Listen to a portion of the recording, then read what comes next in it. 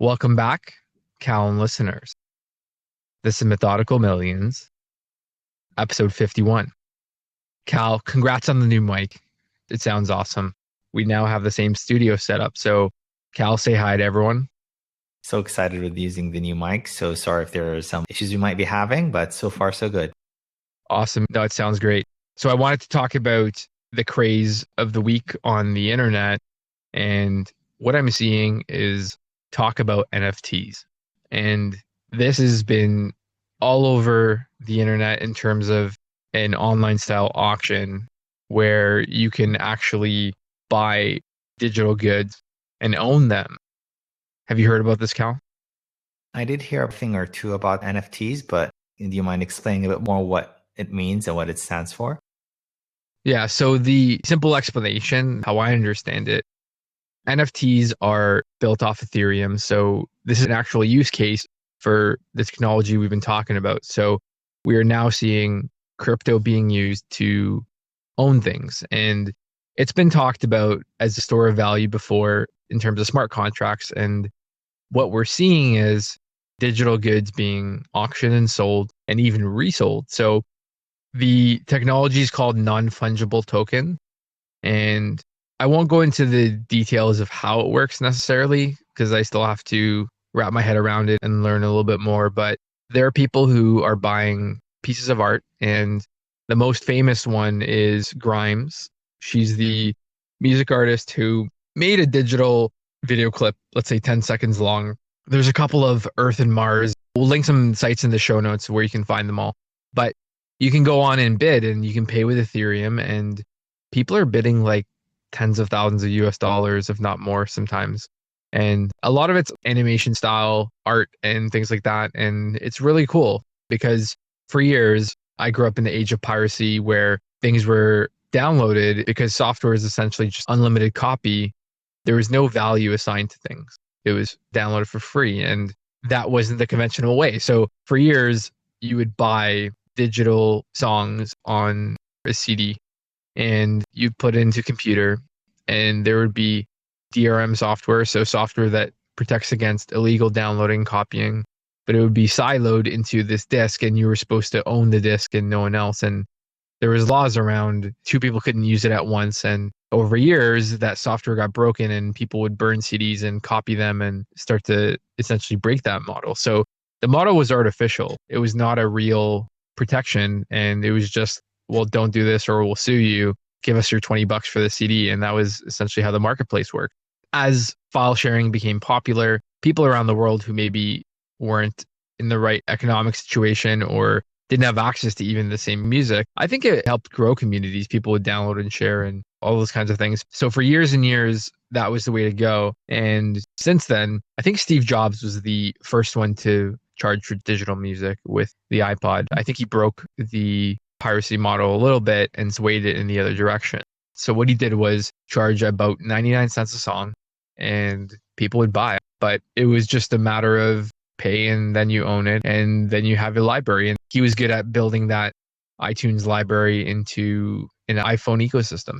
But again, there was this unwritten rule of who owned the music. Did you pay Apple? Even if it's not even the real song, maybe just a license to listen to it. But the idea was that you'd pay for digital goods and someone else could pay for digital goods. And if an artist sold millions of songs, it just matters how many people want to pay for it.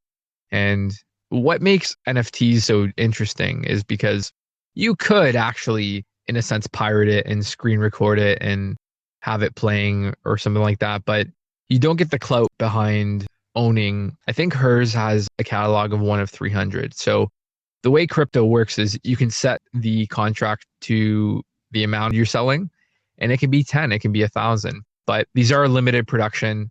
And as far as I understand, there will never be another one of these for that specific release. So there's actually a couple places I want people to check out. I'll put them in the show notes. So Nifty Gateway is one of the sites where she sold these on, and you can go in and essentially bid on them. And after they're all sold, you can then go to a marketplace, almost like eBay or StockX, and then start flipping them or maybe buy them, quote unquote, pre-owned. They're going to be in someone else's name. And again, the technology is so new. I don't have the understand the nuances of ownership necessarily, but people are flipping them from 7,000 to 50,000.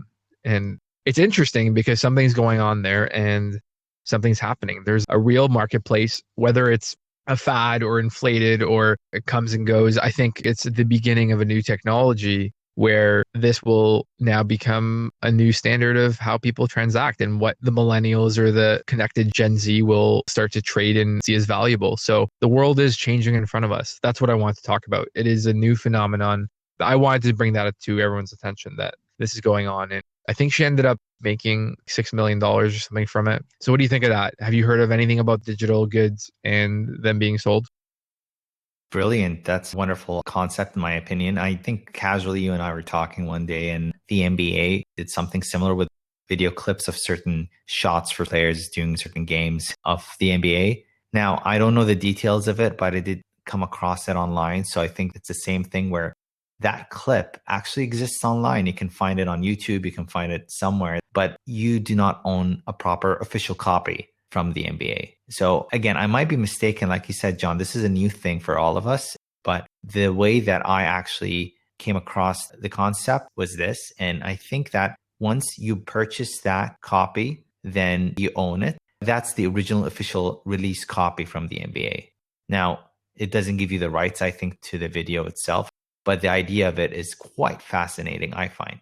And it's not just because, well, this is ridiculous. It's just a clip that has always been there. And now I have to pay a premium just to own a 10-second clip. But the idea of it is now there's an actual use to something that, as you mentioned, there's value to. Now, even if you find a copy online of it, it doesn't have the same value of the original that was released. And the ins and outs of how it works and how it functions is still beyond me at this point. But the idea of it is quite fascinating. And the number of clips that have been issued are actually limited. So there are not many of them out there.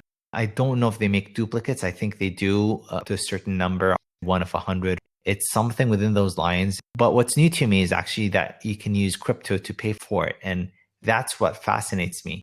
I thought you can just pay for it using regular dollars or sterling. But the idea of it is you can actually use cryptocurrency to purchase these things. And there's practical use for cryptocurrency in this application. So this opens many uses for NFTs as a new thing. And I think from where I'm sitting, the prices could be quite inflated, but that's the supply and demand. I think just because it's a new thing, there's quite a lot of interest around the matter. I think I personally wouldn't pay that much for it, but maybe I'm missing out on something that really has good value behind it. But nevertheless, the concept's quite cool. I find it interesting at the very least to say. Yeah, it's definitely a new technology. And I mean, I'm thinking of the classic Michael Jordan dunks because I'm not a big basketball fan myself too much, but imagine one day owning that clip in VR form and being able to play against Michael Jordan live in that clip or something like that. I think that would be a cool use case where that would be more valuable and more experiential maybe. So who knows? But the whole crypto thing is because it's based on a crypto technology. So of course you can buy it with Ethereum. And I've yet to transact. I did promise myself I was going to try and buy some digital art or try and make some and sell some and find out how you can actually list some. And I was going to do something very mundane because I'm not necessarily artistic that way, but just to see if I could sell something. So instead of selling something on Kijiji, can I sell some digital art? I think that'd be cool. Just actually within the last 24 hours or so, Jack Dorsey just decided to open up his own site. I think it's his, or he's using the site to sell tweets. So NFTs are here to stay. It's actually now possible to buy the first tweet ever on Twitter, and he's selling it. And I think it's at $2.5 million. And again, it's such a different technology that most people will say, well, why will I want to buy this? And that's the essence of value. Maybe one person sees the value in it and others will see the value 10 years later, and then it's worth $100 million or some other price. I'm going to link Nifty's site and it's called Valuables. I'm going to link both of those in the show notes. Please take a look. We'll have the episode posted with those links there. But this is a new phenomenon too. So you can buy tweets, and I think the tweets is going to be a one of one. You won't have multiple instances. And if you think of the value of a tweet, there's actually quite a lot of historical significance. It's a moment in time. Imagine you can own like a Martin Luther King speech and go back and visit. So tweets have some of that essence in them where there's a connection to them and where history happens for many of the famous accounts. So I think besides the clout factor, owning a piece of history, which is crazy. And years ago, when people would post things on Facebook, Facebook was very clear about making it known that you don't own what's posted on Facebook. So I think the question comes down to, if I had a famous tweet and Jack wanted to sell my tweet, does he own it or do I? Who knows? Do we split the gains? Maybe we'll tweet something on the Methodical Millions account and put it up for sale for fun. I wonder if we can do that. I think we should look into that as an experiment to see what happens and how that process works. The technology, I think, is 2 or 3 years old, where it's been in development and now it's just catching headlines and transactions are happening. So even with the NBA clips, I did look into it after you mentioned it. Those are called NBA Top Shots. You can look those up, and exactly in the same way we were talking about NFTs and digital art with Grimes, you can buy famous NBA clips. So I think you own the token, almost like owning the key to your coins. It's not necessarily the copy you download is unique, it's owning the token that's unique. We'll have to do a follow up on the technical aspect, but crypto millionaires are buying. So just like physical art, it can seem absurd to people who have their own everyday struggles and who would never imagine buying anything superfluous or in excess of what they need. They couldn't even imagine that, to spend $100 million on a painting. Why can't someone spend $10,000 on a tweet? I think it actually makes perfect sense. And because it's digital, it can be transferred anywhere in the world, or at least the token could. Then yeah, you know what? I'm going to go make a prediction. I'm going to say digital art is going to be worth 10x modern art, at least in the next 5 years. You will see the most expensive piece of digital art be worth 10x more than the most expensive physical piece of art. That's a very good way to think of it. I never thought of it that way. So it puts things into perspective. I personally don't find buying art makes sense, but there's a huge market for it and people are paying ridiculous amounts of money for those paintings. So you make a good point. Yeah, I think what it comes down to is value is a bit subjective, but if there's more than one buyer, then value becomes an objective thing, an agreed upon thing. So if there's enough crypto millionaires, and I'll give an example, if a tweet is a meme and you can own the meme, what would happen? You would actually own that moment in time. That's what it is. It's owning a moment. And if the phrase is people are all about experiences, why would you not want to own experiences or own that piece of history? I think it's a big deal. Just thinking about it now, it's so early that most don't understand it, but eventually that will be the way to go. And where would you store this catalog? It's a good question. Where would you put it? Would you hang the tweet on your wall? Again, why does it have to be physical? Maybe it should be both. And maybe you'll have this eccentric art collection of tweets, of art, of all these other things. And I mean, people have been trading hockey cards for years. I think you were saying Pokemon cards are getting popular now. For years and years, people collect coins, people collect cards. So it's just essentially the digital form of what people did 50 years ago. Now it's Bitcoin. Now it's digital art. There's really no difference except the digitized format. And digital goods took away the uniqueness of something and the limited aspect. But now that we could code it with blockchain, there's no reason why that factor doesn't come back. And I promise you, because the exposure to the world is a lot greater, you don't have to go on a roadshow and say, I'm selling this piece of art in France or the States. And now it's going to be all over the world. And because they reference a moment in time or have a historical significance that millions and millions of people are familiar with, it's not a painting from the past. I would say, of course, it would sell for more money. There's going to be a huge market around this. Mark my words. If people can pay $50,000 for a pair of shoes, I think people can spend way, way more than that. And I guess we'll have to look into, how are these collections stored? So do you just own the token and the file on your computer?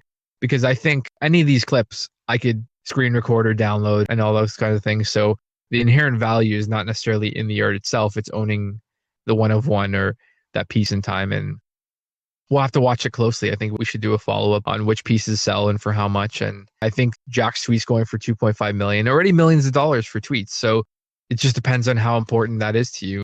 I'll give an example. So what if Twitter made my business and Twitter made me famous, or my whole business runs on Twitter? Maybe it's an integral part to my life, and without Twitter, my business would not exist. Maybe that's sentimental to me.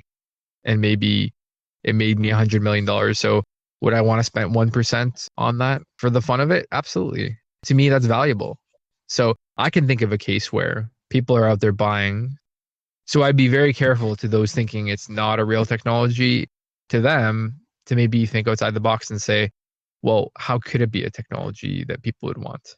And what does the future look like? And that's always, I think, where entrepreneurs will try and get creative and capture that value. And I promise you, this will become a marketplace like anywhere else where a certain fee of every transaction. Actually, one of the most interesting parts about the NFT collections are that when an artist sells a piece of work, let's say 300 pieces, they'll get a piece of the sales as well as the original income. But each time that art gets resold on the exchange, they'll also get an incremental piece of revenue.